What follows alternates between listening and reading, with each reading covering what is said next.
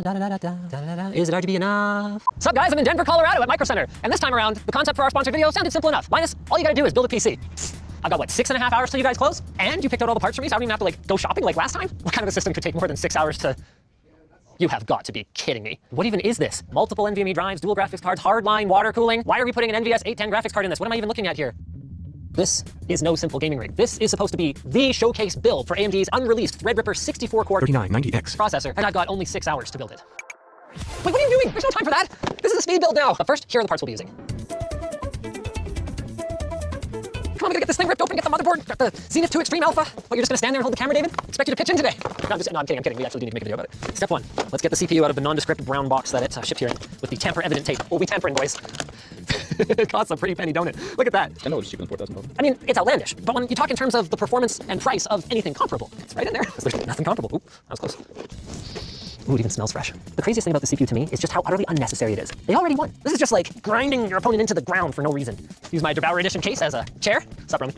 I'd be curious. If one of you just like showed up and was like, yeah, I really just want to buy that and take it out of the store right now, what they would do. How many slots are on this thing? So it's up here, which will hold 2. It's got 2 more in here, and then they snuck another one on the back. Freaking love it. I mean, I guess if you've got, what is it, like 88 PCI Express Gen 4 lanes or something stupid like that coming out the CPU, you gotta find some way to use them. We're using PCIe Gen 3 drives in this system. For desktop use anyway, the performance won't make much of a difference, especially if it's a good Gen 3 drive like these. It's funny to me to think about, you know, what the headspace of someone building something like this would be like. You'd have to basically be, I'm not the kind of person that has to ask how much things cost, so just... Linus on glue. This entire tube of the included. All thermal compound applications look the same once you put the block down and mash it on there, okay? Deluxe white mini valve with black handle. These fittings appear to be to link the GPUs together, but I don't see any GPU blocks. Was there a rhyme or reason to the fittings that were selected? Does anyone know? Like, were these fittings picked for a specific reason, or? And he's cutting himself in his ears. So we are just liquid cooling the CPU with 790 millimeters worth of radiator. I don't know what's more crazy. The fact that we've got a $550 power supply, or the fact that we've got a system that might actually justify it. $4,000 CPU? $3 grand worth of GPU? Even when we're done, we will be nowhere near the price of like a Mac Pro. Front panel connectors, these look like drive cages. That's nice. Having these rear accessible drive cages, that's pretty sweet. They could also be power supply mounts. Let's throw the power supply in first. Let's do that. I don't know how to get it out. Maybe I don't have to.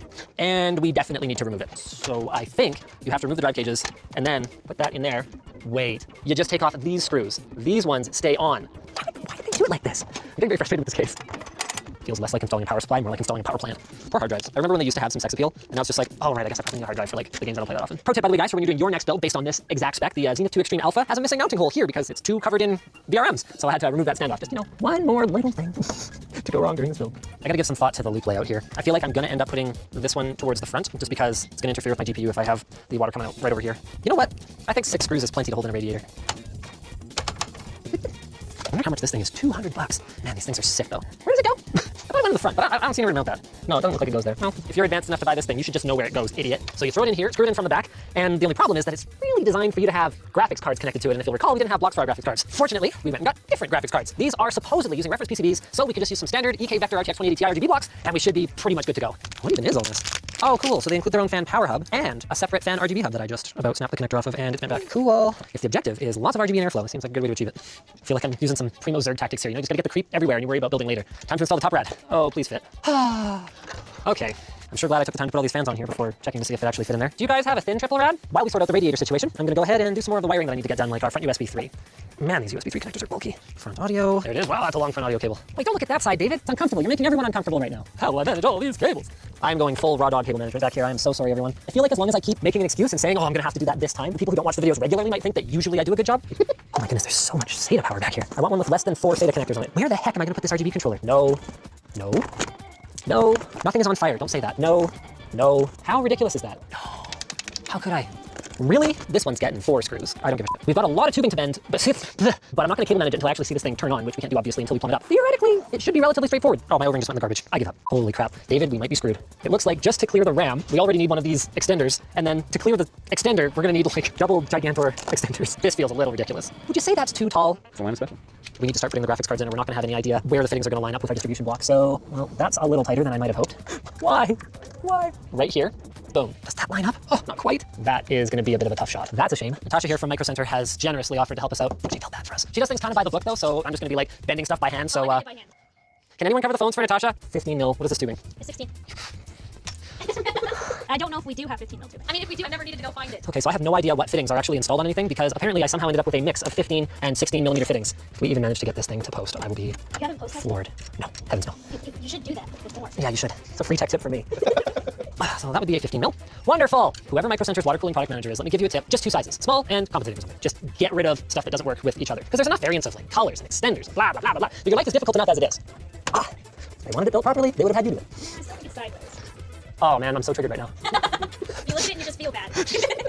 All right, fine, this is the OCD triggering build, officially. Wow, since we're committed to this concept now, we've decided we're gonna take it to a whole other level. They actually got a shipment of soft tubing fittings in, but Natasha over here isn't gonna stop hardline tubing either. So if it's not gonna look great, it might as well be horrible. What do you think, David? If we're gonna go soft tubing, should we go soft tubing? I think it's not wild enough, Linus. Well, remember, I got one more. Okay, all right, I'm into it. We're doing it. A wise woman once told me every PC has to have a theme. The theme of this one is, oh shit, it's 8 o'clock and we've got an hour left to finish. Can we be more wild? More wild. Because I could do, Yeah, I could do that. Oh, no, I kind of want it to go up the other way. What do you think of that? That's it. Is that it? That's it. Okay, nailed it. Okay. How's it feel to be taking directions from a monkey? I like the 87-degree bend you've given me to work with here, by the way. We have a theme. You gotta go all out. Someone at corporate's gonna be so mad. It's fine. What are they gonna do? Take their business elsewhere? You've been double checking my loop order right now. Why would you not do that? You think I'm gonna get it right? I could have easily moved that fitting. Oh, is that done? That is so. Sorry, you want me to sign the case? I can do that, but I do have a condition, and that is that you guys don't fix it when I'm done. It's a conversation piece. Accidents are soft. Arts intentional. While my plan to have the water come in at the top of the reservoir is a good one, we have these 2 openings here that were supposed to be for the radiators, so we decided we're just gonna run an empty tube there. $40 worth of fittings to carry nothing. How's it look? It's more crooked than the other side, so it's even worse. I'm sorry. It's definitely a piece of something.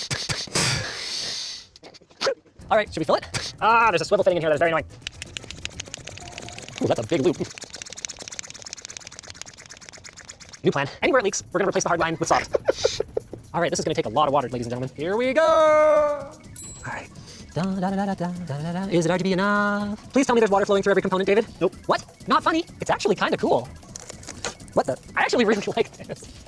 I'm a monster. Should we see if it actually posts? That'd be nice. Unfortunately, we got 8 minutes, so I'm just grabbing a test drive. Gonna throw on our RTX NVLink, whatever they call it these days.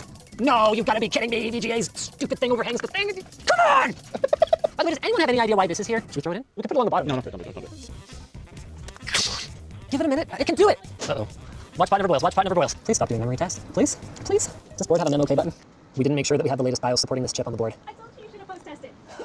So that is as far as we are going to get. By the time you guys drop by the Micro Center in Denver, Colorado, this will be up on display. Natasha will have used their USB BIOS flashback feature to throw the latest BIOS on there. It's not a conventional build, but in my opinion, that's kind of the spirit of DIY, isn't it? For better or for worse, what you built is with your own 2 hands, so, you know, you kind of got no choice but to love it.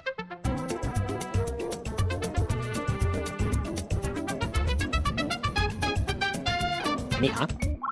All right, I'm back at the office with an update for y'all. Natasha from Micro Center was able to update the BIOS for me, and it's working great, so you can go check it out. If you're not in the Denver area, though, Natasha did screen cap some crazy advanced benchmark runs on it that we've got loaded up here for you. Now, as we talked about in our review, the 3990X isn't really a CPU for typical gamers, but if you've got a creative workload that needs this kind of horsepower, it crams more CPU cores in a single socket than the competition is putting in 2 sockets in the workstation space. So in summary, always allow more time than you think you need for an advanced build like this. So thanks for watching this video. Massive shout out to Micro Center for sponsoring it, and we will see you guys at the next one. If you're looking for something to watch right now, maybe check out the last build we did at Micro Center. That was also a one-day build, but I didn't try to full custom loop water cool it, so it was a little bit easier.